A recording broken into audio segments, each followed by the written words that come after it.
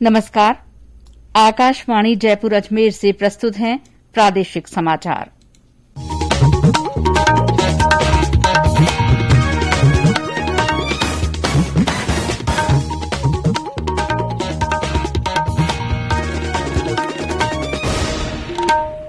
मुख्य समाचार। प्रदेश में लॉकडाउन में छूट के साथ कल सुबह से शुरू हो सकेंगी व्यावसायिक गतिविधियां। राज्य में कोविड के नए मामलों का आंकड़ा 1000 पर आया। सिरोही और धौलपुर जिले में एक भी नया संक्रमित नहीं। रक्षा अनुसंधान और विकास संगठन DRDO ने कोविड के इलाज में काम आने वाली दवा 2DG के इस्तेमाल के लिए दिशा निर्देश जारी किए। प्रधानमंत्री गरीब कल्याण योजना के तहत प्रदेश में लाभार्थियों को गेहूं का निःशुल्क वितरण शुरू। और प्रदेश में कई स्थानों पर आंधी और बारिश से तापमान में गिरावट। मौसम विभाग ने अगले 3-4 दिन पश्चिमी राजस्थान के जिलों में आंधी बारिश की संभावना जताई। समाचारों के साथ मैं शीला चावला। देश में कोविड के असर को ध्यान में रखते हुए सभी श्रोताओं से अपील है कि किसी भी तरह की कोताही नहीं बरतें। सभी लोग एहतियाती उपायों का पालन करें और टीका लगवाने के पात्र बेहिचक टीका लगवाएं। जिन लोगों ने टीके की पहली डोज ले ली है वे निर्धारित समय पर दूसरी डोज लगवाएं। साफ सफाई रखें और इन आसान उपायों का पालन करें। मास्क लगाएं, 2 गज की सुरक्षित दूरी बनाए रखें, हाथ और मुंह साफ रखें। श्रोता, कोविड से जुड़ी किसी भी तरह की मदद के लिए राष्ट्रीय हेल्पलाइन नंबर 1075 या राज्य के हेल्पलाइन नंबर 104 या 108 पर फोन कर सकते हैं। इसके अलावा वरिष्ठ नागरिकों के लिए हेल्पलाइन नंबर है 14567। मनोवैज्ञानिक सहायता के लिए राष्ट्रीय मानसिक स्वास्थ्य और तंत्रिका विज्ञान संस्थान निमहांस से फोन नंबर 08046110007 पर संपर्क किया जा सकता है। और अब समाचार विस्तार से। प्रदेश में कल सुबह 5 बजे से लॉकडाउन में ढील के साथ कई व्यावसायिक गतिविधियां फिर शुरू हो जाएंगी। गृह विभाग की ओर से जारी हुए आदेश के अनुसार जिन जिलों में कोविड पॉजिटिविटी दर 10% से कम है वहां सुबह 6 बजे से सुबह 11 बजे तक सभी तरह की दुकानें खुल सकेंगी। पॉजिटिविटी दर 5% से नीचे आने के कारण राज्य के ज्यादातर जिलों को इस छूट का लाभ मिल सकेगा। कल से ई-मित्र और आधार केंद्र सेवाएं शाम 4 बजे तक और पेट्रोल डीजल पंप दोपहर 12 बजे तक खुल सकेंगे। स्वीकृत गतिविधियों के अलावा कहीं भी 5 या अधिक लोग नहीं जुट सकेंगे। जहां संक्रमण दर 10% से ज्यादा और ऑक्सीजन, ICU तथा वेंटिलेटर बेड का उपयोग 60% से अधिक होगा वहां ये छूट वापस ले ली जाएगी। एक्टिव केस कम होने के साथ छूट का दायरा बढ़ेगा। पेश है हमारे संवाददाता की रिपोर्ट। नए दिशा निर्देशों के अनुसार प्रदेश में सक्रिय मामलों की संख्या 10,000 से कम होने तक 3 दिन का वीकेंड कर्फ्यू जारी रहेगा।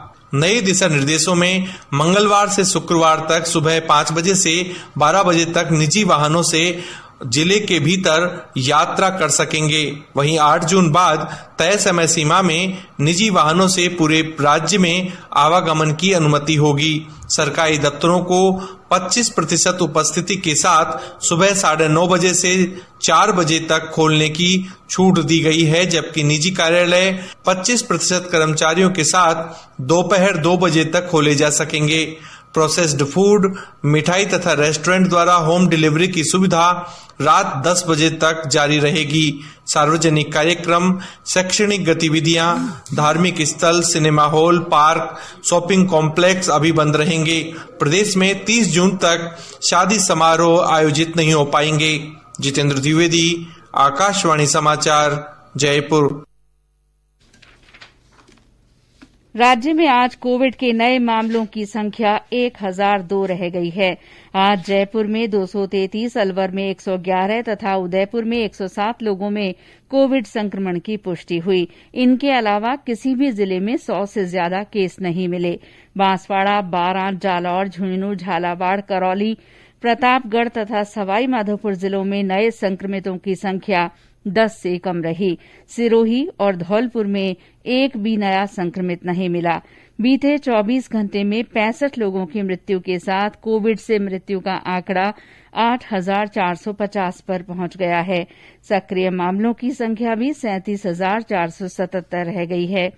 इस बीच देश में लगातार 19वें दिन नए कोविड मामलों की तुलना में स्वस्थ होने वाले मरीजों की संख्या अधिक रही। पिछले 24 घंटों में 2,55,000 से अधिक मरीज स्वस्थ हुए हैं। स्वस्थ होने की दर बढ़कर 92% से ऊपर हो गई है। 24 घंटों में 1,27,510 नए मामले सामने आए हैं, जो पिछले 54 दिनों में सबसे कम है। अब सक्रिय मामलों की संख्या घटकर 20 लाख से नीचे आ गई है। देश में अब तक 21 करोड़ 60 लाख से अधिक लोगों को कोविड टीके लगाए जा चुके हैं।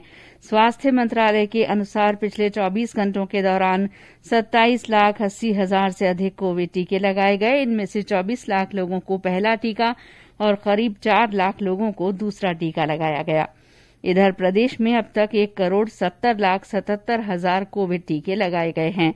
इस बीच चिकित्सा और स्वास्थ्य मंत्री डॉक्टर रघु शर्मा ने कहा कि प्रदेश में कोविड टीके लगाने में पूरी सावधानी बरती जा रही है। उन्होंने बताया कि राजस्थान में टीकों की वेस्टेज बहुत कम है। राजस्थान में 28 मई तक हम 1,66,00,000 लोगों को वैक्सीन लगा चुके हैं। जहां तक वेस्टेज का सवाल है, 18 से 44 आयु वर्ग के बीच के जो लोग हैं उनमें हमारा वेस्टेज 0 है और 45 साल से अधिक के लोगों का वेस्टेज हमारा 2% है। भारत सरकार ने भी 10% वेस्टेज को अनुमति किया है और राष्ट्रीय औसत 6% का है वेस्टेज का। तो इस हिसाब से कोविड वैक्सीनेशन में राजस्थान देश भर में नंबर 1 स्थान पे है। जो वैक्सीन वायल्स है वो टीकाकरण के सत्र के समाप्त होने के बाद भारत सरकार की जो गाइडलाइन है उसके अनुरूप संबंधित चिकित्सा संस्थान में कोल्ड चेन पॉइंट पर इनको जमा करा देते हैं। अनयूज्ड वायल्स को निर्धारित तापमान पर संग्रहित किया जाता है। गौरतलब है कि केंद्रीय स्वास्थ्य मंत्री डॉक्टर हर्षवर्धन ने राजस्थान सरकार से आग्रह किया था कि वे राज्य में कोविड टीके की बर्बादी की खबरों की जांच कराएं। जयपुर के जिला कलेक्टर अंतर सिंह नेहरा ने 45 वर्ष से अधिक आयु वाले लोगों का 100% टीकाकरण करने के लिए विशेष प्रयास करने के निर्देश दिए हैं। उन्होंने इसके लिए विशेषकर ग्रामीण इलाकों में डोर टू डोर सर्वे के दौरान टीकाकरण से शेष रहे लोगों की जानकारी लेने और सीएचसी पीएचसी पर शिविर में उन्हें कोविड टीका निश्चित रूप से लगवाने को कहा है। ये समाचार आकाशवाणी जयपुर अजमेर से प्रसारित किए जा रहे हैं। समाचार अभी और भी हैं, लेकिन पहले कोरोना जागरूकता संदेश। चलो मिलकर एक शुरुआत करें, चलो एक फैसला आज करें। मास्क नहीं तो टोकेंगे, कोरोना को रोकेंगे। चलो एक इरादा करते हैं, चलो खुद से वादा करते हैं। मास्क नहीं तो टोकेंगे, कोरोना को रोकेंगे। समाचारों में आपका फिर स्वागत है। रक्षा अनुसंधान और विकास संगठन डीआरडीओ ने कोरोना संक्रमण के इलाज में काम आने वाली दवा 2DG के इस्तेमाल के लिए दिशा निर्देश जारी किए हैं। डीआरडीओ ने कहा है कि भारतीय औषधि महानियंत्रक द्वारा स्वीकृत इस दवा को डॉक्टर की सलाह के अनुसार ही दिया जाना चाहिए। कोरोना मरीजों के इलाज में एक सहायक दवा के रूप में 2DG दवा के आपातकालीन उपयोग की मंजूरी दी गई है। अनियंत्रित मधुमेह, हृदय रोग, यकृत और गुर्दे संबंधी बीमारियों से ग्रस्त लोगों को ये दवा बहुत ही सावधानी से देनी होगी, क्योंकि ऐसे मरीजों पर इस दवा के प्रभाव का अध्ययन नहीं किया गया है। गर्भवती और दूध पिलाने वाली महिलाओं तथा 18 साल से कम आयु वाले मरीजों को ये दवा नहीं दी जानी चाहिए। राज्य सरकार ने म्यूकोरमाइकोसिस यानी ब्लैक फंगस बीमारी के इलाज के लिए अजमेर के Mittal hospital and research centre को अधिकृत किया है। साथ ही जयपुर के Amar medical and research centre, Raj ENT hospital और Indo western brain and spine hospital को भी इस बीमारी के इलाज के लिए मंजूरी दी गई है। इन अस्पतालों में ब्लैक फंगस बीमारी का इलाज मुख्यमंत्री चिरंजीवी स्वास्थ्य बीमा योजना के तहत भी कराया जा सकता है। प्रदेश में कोविड महामारी को फैलने से रोकने में आम लोग सरकार की पूरी मदद कर रहे हैं। दौसा में जिला पेट्रोलियम डीलर्स एसोसिएशन की ओर से जिला कलेक्टर को 1 लाख रुपए का चेक दिया गया। जिले में मेरा गांव मेरी जिम्मेदारी अभियान के बारे में जागरूकता लाने के लिए जिला कलेक्टर और पुलिस अधीक्षक ने एक पंपलेट का विमोचन किया। श्रीगंगानगर में जिला कलेक्टर और विधायक राजकुमार गौड़ ने 10 ऑक्सीजन कंसंट्रेटर जिला अस्पताल के पीएमओ को सौंपे। उदयपुर के विप्र फाउंडेशन की ओर से कोविड मरीजों के लिए भोजन के 21,000 से अधिक पैकेट दिए गए। Doctor Anushka group of institute और जैन श्वेतांबर महासभा की ओर से भी भोजन के 14,000 से अधिक पैकेट उपलब्ध करवाए गए। बीकानेर के लोकायन संस्थान की ओर से बीकानेर, जैसलमेर, बाड़मेर और जोधपुर के लोक कलाकारों को राशन सामग्री दी जा रही है। टोंक में कोरोना से लड़ाई में महत्वपूर्ण भूमिका निभाने वाले कोरोना योद्धाओं का सम्मान किया गया। बूंदी में बच्चों की रोग प्रतिरोधक क्षमता बढ़ाने के लिए कोटा के भामाशाह आनंदीलाल कुशवाहा की मदद से आयुर्वेद अस्पताल की ओर से स्वर्ण प्राशन दवा उपलब्ध कराई जाएगी। इसके लिए जिला आयुर्वेद अस्पताल बालचंदपाड़ा में नाम लिखवाने का काम शुरू हो गया है। इस बीच अस्पताल के प्रभारी डॉक्टर सुनील कुशवाहा ने बताया कि कोविड से ठीक हो चुके लोगों के लिए भी पोस्ट कोविड इलाज की सुविधा उपलब्ध करवाई जाएगी। केंद्र सरकार की ओर से कोरोना के प्रति जागरूकता लाने के लिए जन आंदोलन चलाया जा रहा है। इसी के तहत आकाशवाणी जयपुर के समाचार बुलेटिनों में प्रसारित की जा रही विशेष श्रृंखला जनता का संदेश जनता के नाम में सुनिए हमारे श्रोता का संदेश। नमस्कार, मैं मोहम्मद हनीफ पठान बीकानेर से बोल रहा हूँ। मैं कोरोना वैक्सीन के दोनों इंजेक्शन लगवा लिए हैं। मैं आपसे अनुरोध करता हूँ कि आप लोग अपने घर में ही मास्क का प्रयोग करें, 2 गज की दूरी बनाए रखें, हाथ और मुंह साफ रखें और जितना संभव हो सके उतना घर में ही पैदल चलें और योग करें। और उम्र के हिसाब से कोरोना वैक्सीन के दोनों टीके जरूर लगवाएं ताकि कोरोना बीमारी से बचाव होता रहे। आप बिना काम के, बिना मास्क के अपने घर से बाहर न निकलें। प्रधानमंत्री गरीब कल्याण योजना के तहत आज से लाभार्थियों को जून महीने का गेहूं वितरित किया जा रहा है। इस योजना में जून और जुलाई में राष्ट्रीय खाद्य सुरक्षा अभियान के लाभार्थियों को प्रति व्यक्ति 5 किलो गेहूं मुफ्त दिया जाएगा।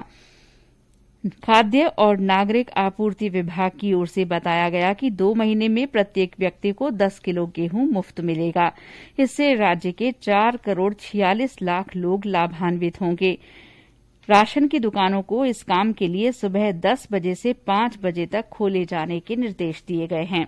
और अब मौसम। प्रदेश में कुछ स्थानों पर आज भी तेज हवा आंधी के साथ बारिश हुई है, जिससे लोगों को गर्मी से राहत मिली है। गंगापुर सिटी में बारिश के साथ ओले गिरने के समाचार हैं। श्रीगंगानगर में कल रात से रुक रुक कर हल्की बारिश हो रही है। पिछले 24 घंटे में हनुमानगढ़ में 21 मिलीमीटर बारिश दर्ज की गई। चूरू, बीकानेर और झुंझुनू के कई स्थानों पर भी बारिश की खबर है। बारिश से तापमान में गिरावट आई है। मौसम विभाग के अनुसार श्रीगंगानगर में अधिकतम तापमान गिरकर 25 डिग्री सेल्सियस पर आ गया। इस बीच मौसम विभाग ने कहा है कि जोधपुर और बीकानेर संभाग के कुछ जिलों में आगामी 3-4 दिन आंधी और बारिश का दौर जारी रहने की संभावना है।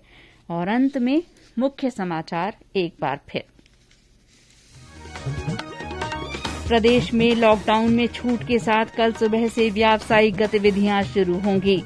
राज्य में कोविड के नए मामलों का आंकड़ा 1000 पर आ गया है तथा सिरोही और धौलपुर जिले में एक भी नया संक्रमित नहीं मिला। रक्षा अनुसंधान और विकास संगठन DRDO ने कोविड के इलाज में काम आने वाली दवा 2DG के इस्तेमाल के लिए दिशा निर्देश जारी किए हैं। प्रधानमंत्री गरीब कल्याण योजना के तहत प्रदेश में लाभार्थियों को गेहूं का निःशुल्क वितरण शुरू कर दिया गया है। और प्रदेश में कई स्थानों पर आंधी और बारिश से तापमान में गिरावट आई है। मौसम विभाग ने अगले 3-4 दिन पश्चिमी राजस्थान के जिलों में आंधी बारिश की संभावना जताई है। इसी के साथ प्रादेशिक समाचार बुलेटिन समाप्त हुआ। नमस्कार।